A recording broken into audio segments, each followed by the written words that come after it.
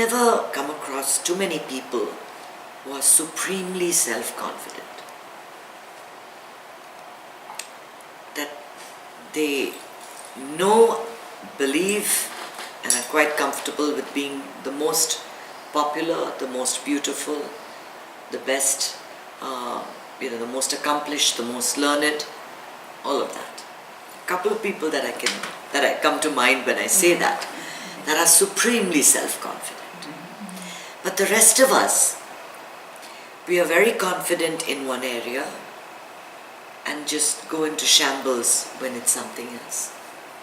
Like I remember asking Swati, I said, Swati, can you say a few words about Hamsa meditation? She's like, I can't talk. I can't talk at all. If I look at a camera, I'll start stammering. Nothing is going to come out. Now I can talk, but if you ask me to, do something else, like work with an Excel spreadsheet, I'll make a mess. I'll make a complete mess, or plug in the camera and try to figure out how to upload a video. Nothing's happening. We are confident in certain areas and certain other areas. I mean, the very thought of technology throws me into nervousness. I'm sure I could do it, and we could all do everything. But our experience has been such that we've had obstacles. You have one obstacle, and that sticks in your mind. You have a second obstacle and say, I knew it. See, I knew I was not good at that. I should never have tried it in the first place. Now that has already become an impression, and it's stuck in your subconscious as a conditioning. So the next time you're asked to do something, the thought comes up, no, you can't do it. You are your own worst critic.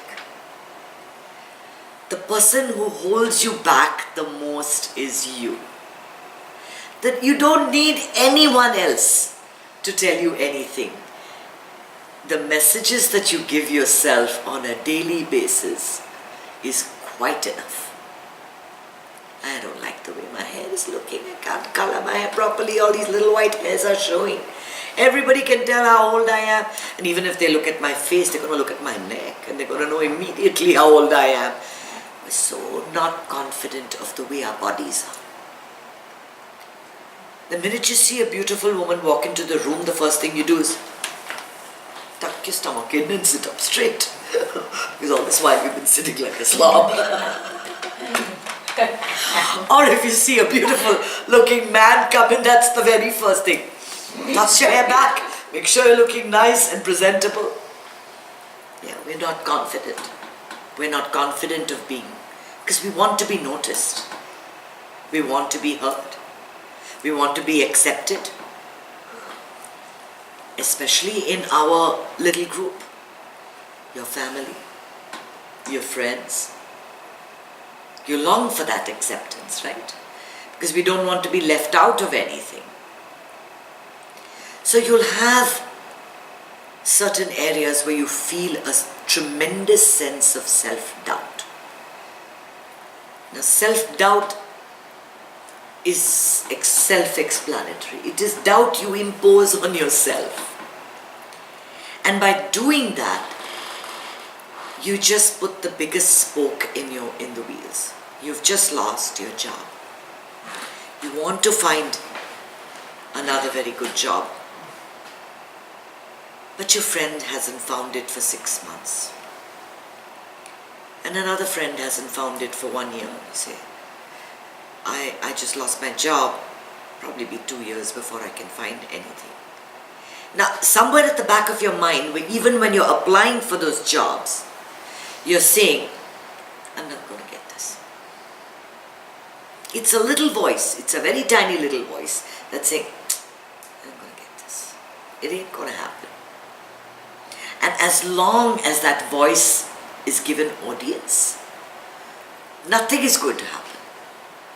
Nothing at all is going to happen the way you want it. If you are supremely confident, nothing can hold you back. What is going to hold you back? After all, it's the universe listens to what you say. So you can do anything you want. But there are those, the supremely confident, have other issues. The biggest one being delusion. So we were trying to match make for someone. And he said, now write 10 things about yourself that are good and 10 things that are bad, and write 10 things about her that are good and 10 things that are bad. So he sat and wrote 10 things about her, good and bad. And he wrote, and he looked at it, he says, there's nothing bad about me. I have nothing to write. Seriously? Seriously? You have nothing that you're aware of yourself that you need to improve on? So it is a fine balance. You can't walk around thinking that everybody loves me when all your actions are making everyone tremendously upset. And your very presence, makes them feel terribly nervous. You can't walk around thinking that you own the world. You're completely deluded. And what about that person who says, I don't mix with people that morally don't live up to my standards? Do you know anyone who says that? Really? What morals? Who set these standards? And what tells you that you are so fantastic, that you are pure and don't have a single flaw?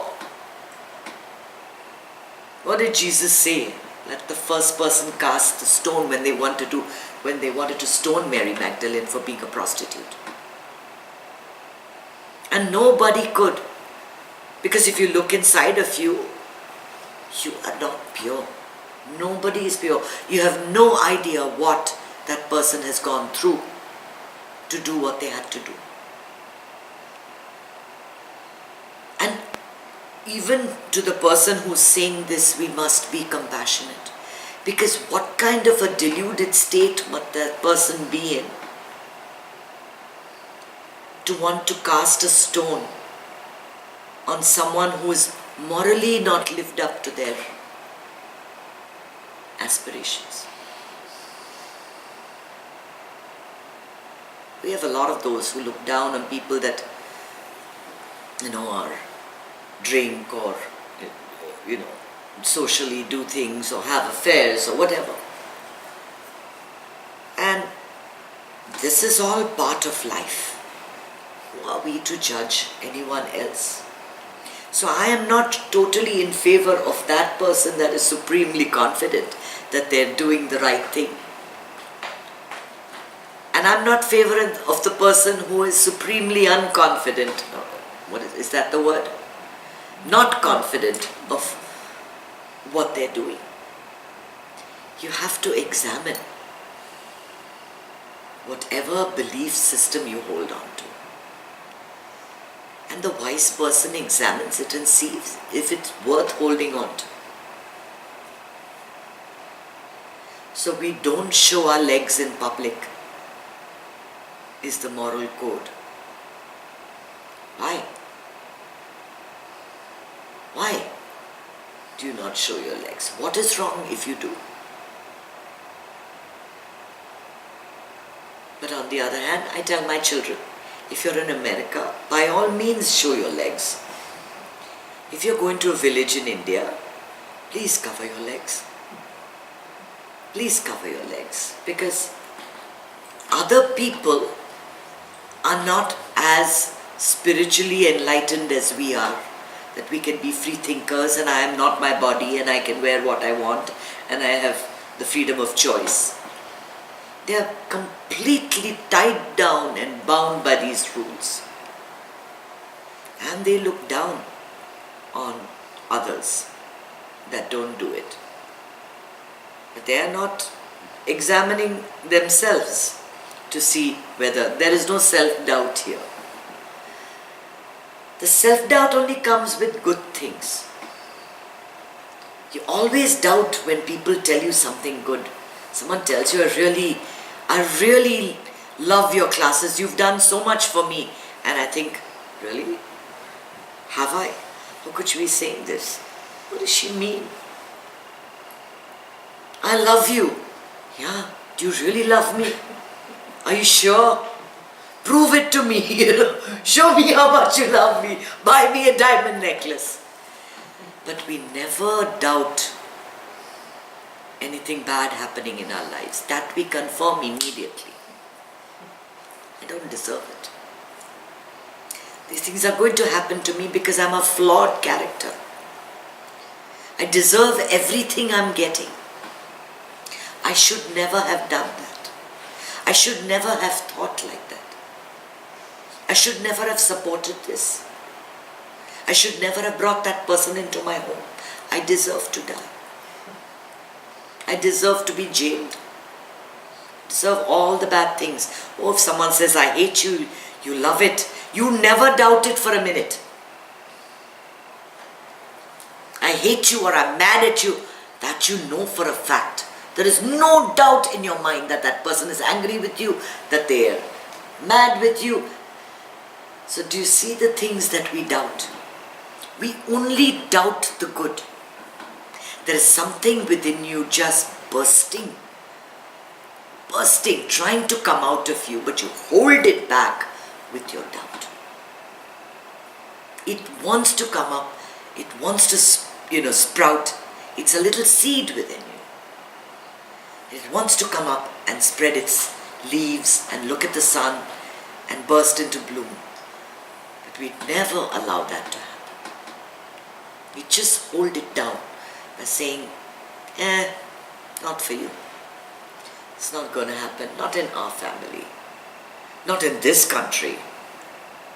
We have so many rules, right? That things can happen. They can only happen to certain people in certain places. You can't be the one. You can't be the one standing on the stage and giving a speech on spinal injury. No, I'm not the expert. The others are experts. I just do my job. I can't go on stage and do slides and do all that stuff and become a authority on, I'm quite happy to just do my job and come back.